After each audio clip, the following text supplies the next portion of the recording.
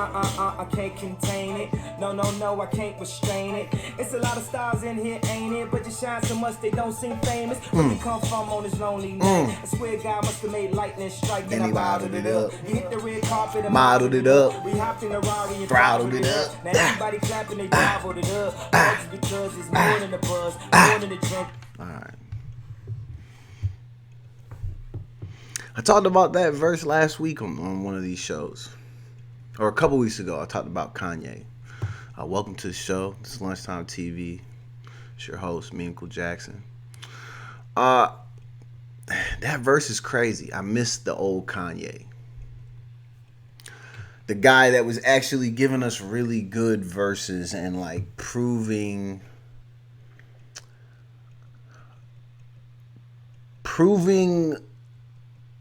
to us that the speculated potential of him was actually there. A lot of people thought he would be one of the greats.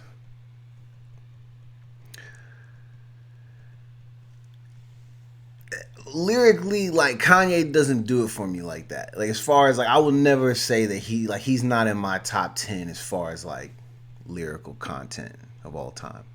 One of his albums, yeah. But him, no. Because to me, he reminded me of like an athlete who, like, we were like, oh, he's supposed to be the greatest of all time. And he got like one ring and then basically just like kicked it the rest of the time. I want you to think about that.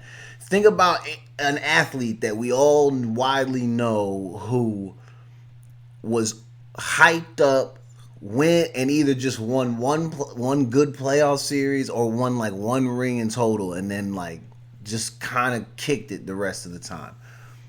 You can see them in like every sport. There's somebody that's like that.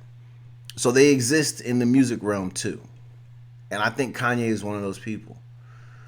But like, he's been playing and he's been very, very consistent.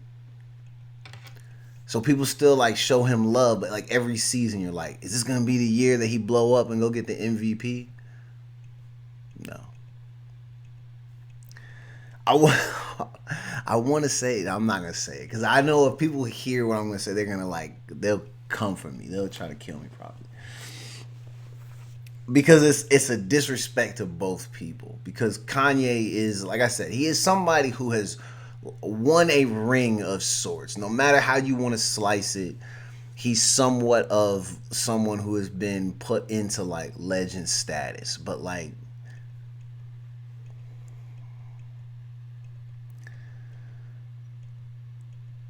it's just weird. When I hear people go, oh yeah, he top 10 all time lyrics. I'm like, no, there's no way. There's no way. That means that you haven't listened to a lot of rappers. And I'm sure people will look at my top 5 and they'll be like, you haven't either. You're probably right.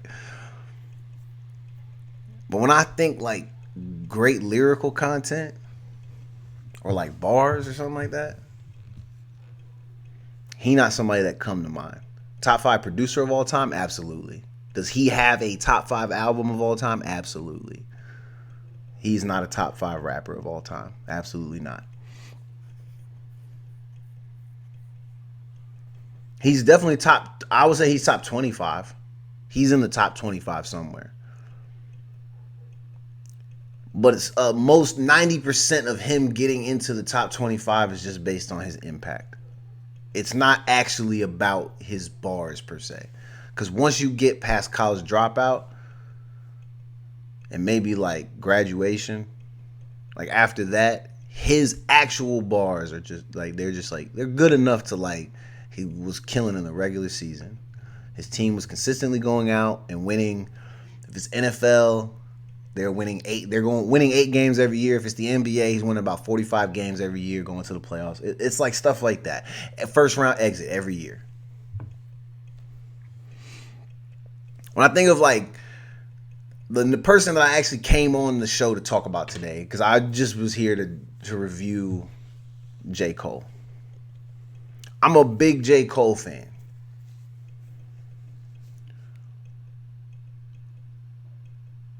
Friday, the album drop or the EP or the mixtape, whatever this is, this project, this wonderful project drops. And then I'm listening to it at probably like 6, 7 o'clock in the morning.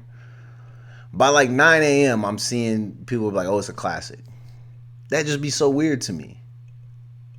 Like, you haven't even taken the day to evaluate how you actually feel about it.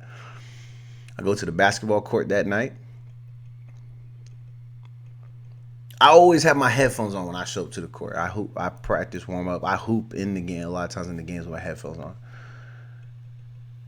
One of the homies comes up to me. Shout out to my man Isaac. Isaac comes up to me and goes, oh, I already know what you got on.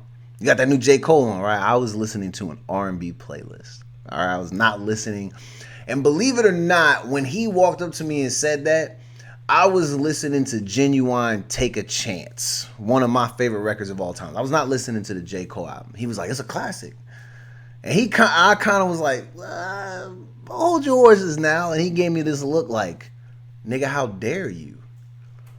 And I was like, am I disrespecting my man Jermaine? By not just in that very first moment just saying that it's a classic. Like, what made y'all think that it was a classic the second that you heard it?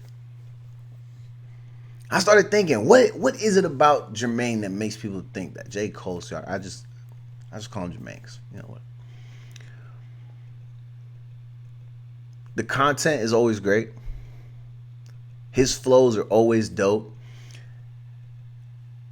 Depending on how much you know about him, and I don't know how much of this was done on this project, but like, he goes in, he can make his own beats, he can do all his own ad-libs, he can sing all the hooks and parts of verses that need to be sung, and then he can do all the raps, he can do everything by himself. J. Cole is a proven artist, and he has proven time and time again that he can win the game without you, and he can win that motherfucker with you too. It was interesting to hear voices like Cameron be on this album, this new project.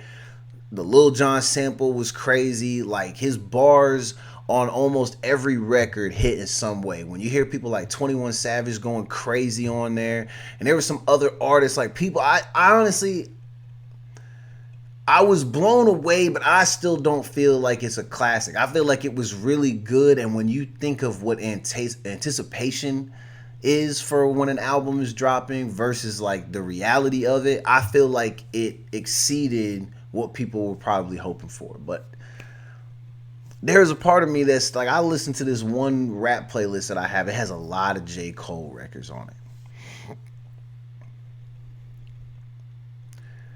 I still think that his Friday Night Lights tape hits harder than this new project that he dropped. Which should tell you how great the new project is. J. Cole has, him and Wayne have this little freestyle thing that they did, where maybe they don't know they did it. They probably have to know, because it was on Wayne's, one of his dedication tapes, and it was also on one of Jermaine's other projects called Green Ranger. His verse on Green Ranger, on Autograph, on, Enchanted. Like, there are just so many other verses and then songs, all these that I can name, where I'm just like, I just like these better. So I go back Saturday, Sunday, and even today and yesterday. I listen to it again. It's fire. It's a great project. There's not one thing that I could think of where I was like, I didn't like this about this project. No, there's zero complaints. My only thing is I have just a hard time being like, this is an absolute classic. And I'm this same amount of critical for my other favorite artists. Like, every time M drop, I don't be like, this is a classic. I'll be like, this shit is fire. But I'm also somebody that, like, again, we'll go back and compare it to sports. J. Cole is a nigga that I know can go out and get 35 a night. So him averaging 36 for the season doesn't surprise me. People out here going crazy, but I'm not surprised by this. It's the same, like I said, same thing with the M's and all of these people. They drop and people go crazy, like, oh, this is a classic. And it's like, this is kind of just on par with what they be doing, because he just goes like this. J. Cole is just like that. So, like, I'm not saying that, like, the expectations around him should be different or anything like that. I'm just wondering why y'all are so surprised that this shit is so great. But now I'm wondering, is it a classic? I don't know. I like his other projects a little bit better. The songs were great. I added a whole gang of them to some of these playlists that I have. That's how you know it's good. J.Cole, man, I'm very impressed, man, because I want to say he's about 34, 35 years old. They try to say that rap is a young man's game. You are still putting in work and establishing the fact that you are one of the top 2 or 3 players in the league.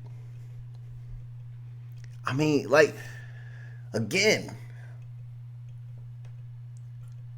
I expect to see A-Rod. I expect to see Brady. I expect to see LeBron. I expect to see Shaqs, the Kobe's, the Eminems, the Drakes, the Lil Waynes, the Missy Elliott's, all of these people, man. Like, the Nicki Minaj's, like, some of the people that we've put on these pedestals, they're up there for a reason. So I just don't be getting shocked when they go crazy and when they kill whatever they plan to kill, because they're killers. That's how this shit goes. And I sometimes do feel bad because even last week, like Russ broke the triple-double record. And there was a part of me that was like, yeah, Russ is my favorite active player. That's dope.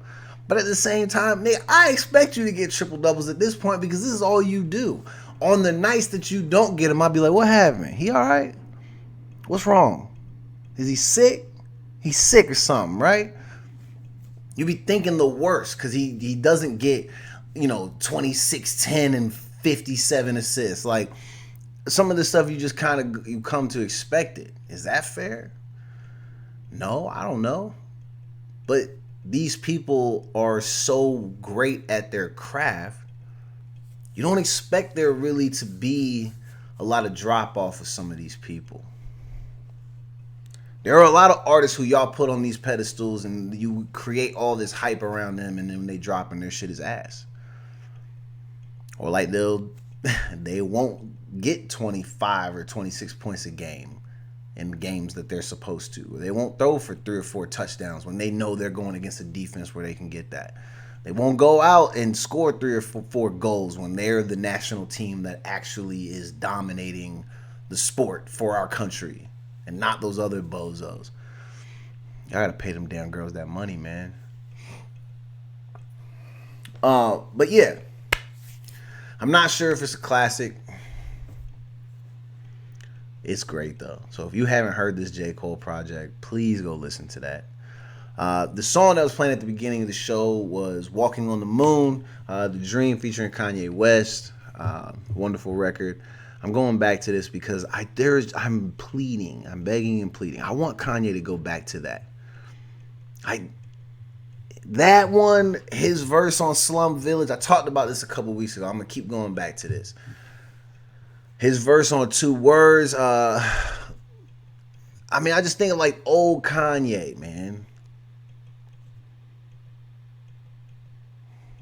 He was so great. He's in there still. There's a part of me that feel like he's still in there. We just got to figure out a way to activate that shit or get him to come out and leave this other nigga at home. Whoever the fuck that has been for the last few years, leave him at home. All right? Speaking of leaving things at home, every morning I wake up and I watch ESPN. I've told y'all that. So I watch Get Up, Mike Greenberg, shout out, one of my, when it comes to, being in front of the microphone and broadcasting, leading conversations, debating topics, all this type of stuff, Mike Greenberg is one of these guys where you're just like, oh, how does he do it? He's able to connect with everybody, drive the conversation, make sure everybody's voice is heard, do all these things. It's wonderful stuff. You should watch Get Up in the morning if you're up at 5 o'clock in the fucking morning like me. After that, I go into First Take.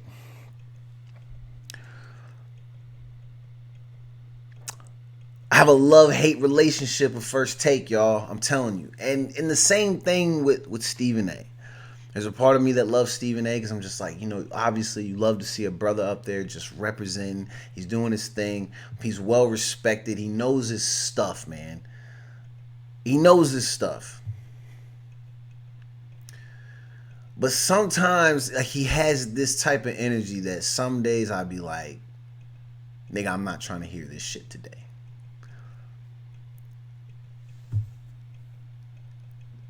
And like the way that he has dogged Max, I know it's playful stuff. It's playful stuff. And obviously they don't be getting into it on the show. You don't know how Max feels. Maybe he's cool with it all. But I feel like the way that Stephen A has kind of been, it's his job to kind of press Max. They press each other because that's what the show is. But I feel like it has enabled the rest of like their guest panel commentators, whatever you want to call them, allowed them to get comfortable to where when Stephen A is not there, they find themselves filling in the role for him. And that role is to badger the other guy, who is actually the other co-host of the show, which is so weird. One of these people that does this to Max is Kendrick Perkins. You may know Kendrick Perkins. He's an NBA champion. He played for the Boston Celtics. He played for Oklahoma City. He's played for a bunch of teams in the NBA. He was more known as a defensive guy, somebody who's going to go in, anchor the defense, block some shots, rebound, blase. He does like to remind people that he is somebody who did come out of high school. He's one of the last people to come out of high school and go to the NBA. He'll also remind you that in high school he was doing like numbers crazy, like 28, 29 a game, I'm trying not to be disrespectful because, yes, those numbers are staggering. But I want to remind you that in high school, my brother, you were like, you're 6'9". Not a lot of people in high school were 6'9", okay? At least not in your area. So, yes, you were killing. You were a killer in high school. You went to the NBA. You're playing against grown men. And you're a beast. You're throwing your weight around doing all of that. But you were just primarily an enforcer. And you also may recognize Kendrick from getting dunked on by Blake Griffin several times. Dwayne Wade has a really classic dunk. And these dunks are replayed over and over and fucking over again on ESPN. So you see them all the time. Perk is now one of these commentator people. I find myself in the morning repeatedly yelling at the TV saying, man, leave Perk at home.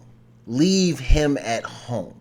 Because sometimes, it's not to say that Perk doesn't have the knowledge because he was in the game. He played against some of the best of all time. He knows his stuff, man. He's an NBA player. You're a champion. Congratulations, my brother. But there are some times that I find that I see it more when Stephen A is not there, or they use the protection of Stephen A to try to do it. But I see where he kind of is always trying to go at Max and try to question what Max knows and what he doesn't know, which, yes, is a part of the show, but it has this weird, disrespectful tone, like, you don't know shit type of thing, so I'm going to be wild disrespectful. Perk is also kind of a young guy. So when they start getting into topics, especially sports history that predates Kendrick Perkins' existence, this is where he tends to fall a little bit short, and where I find myself being like, bro, you gotta stay at home. Because you're trying to go at this other guy. It has a real disrespectful tone, but you don't actually know or always know everything that you're talking about, that you're using to help nail down and drive home your argument. First Take got to stop bringing him on, because you see the other people that come on the show and they provide their takes, they debate, and they even fill in, and they do a wonderful job. A wonderful job. And then there are other people that come on the show and you just be like, is everybody else booked or something? How did this end up like this? Now, this is what I want. Because we've seen a turnaround. We've seen people take on this role, former players take on this role, not be super great at it, and then they start to develop. They get their feet wet, and they're able to get comfortable being in front of the camera, reading off the prompter, debating with other people. They're good at using their words, and then they also start to actually use real sports knowledge to drive home their arguments, and they're not just talking out of their ass. We have seen these improvements from some of these people, and they've even gone on to have their own shows, multiple shows. So I'm not saying that all hope is lost for Kendrick Perkins, but I'm saying as a fan of First Take, leave Perk at home, okay? Stop bringing him on the show, man. Because it just feels like he's just, y'all can have somebody else. and then we can really hear them argue the topics. And you know what's crazy? Because I have to go back to the Stephen A thing. This is some of why I'm kind of like, Stephen A's been in this game a long time. He's been doing this. Why does he keep telling Perk that Perk's killing it? But like, to the untrained eye, you can kind of see that right now in this current moment, he is not. I think he will get there. But there are sometimes I'm shaking my head. And a lot of it it's not just the knowledge part, because he knows so much. I think some of it for me is like, bro, you're not on the basketball court anymore. You don't have to be the enforcer in your role at ESPN. So some of it has to be like, if you had a shit like this, a show like this, where you could just get on here and say fuck this shit, all that, yeah, do your thing. But you're on ESPN now. You're playing with the big dogs because you are a big dog. So adjust the tone. You can shit on Max and be friendly about it. But sometimes you look like you're about to tear up, or you're about to hip check him or hit him with the elbow, get teed up, get ejected, pay a fine, pretend to fight by the bus. That's what you look like when you're just debating topics with Max and them. And if you notice, Max seems to always be laughing at you because he can tell that you're taking it personally and it's not that serious. And then once you start to try to get in that whole Stephen A role where you want to try to check Max and then he counters you, then you tend to get flustered. And then you start to like be a little bit more disrespectful. To me, that's a sign of your insecurity showing. It's okay if some of the stuff that you say is wrong. Watch the tape, go back, get better. Adjust your tone, your mannerisms, your facial expressions. You are not Stephen A. If you want to be successful in this, you probably need to be more like Jalen. Put a bigger smile on your face, speak a little bit more softly, and then people are going to sit back and they're going to listen to you. And then your takes won't sound so crazy, because one thing I've learned from doing this is that all that ranting and raving shit tends to make people think, well, he just is being loud. It doesn't necessarily know what he's talking about. If you're going to be loud, make sure all the information that you have is solid, my brother. Either way, until that time, ESPN First Take, I'm a big fan. I love the show, but leave Perk at home. Anyway, y'all, I'm checking the time. It's time for me to get out of here. This is Lunchtime TV. I love this Kanye verse. Now I'm drunk texting like it's all about you, like I can't spend another minute without you. You know the drink. Hold up. But I took a few sips and let it do what it does. Now I'm drunk texting like it's all about you, like I can't spend another minute without you. You know the dream that you say things you ain't allowed to, babe. Oh my God, it's crazy. Get money. I'm out of here. I'll see y'all next week, man.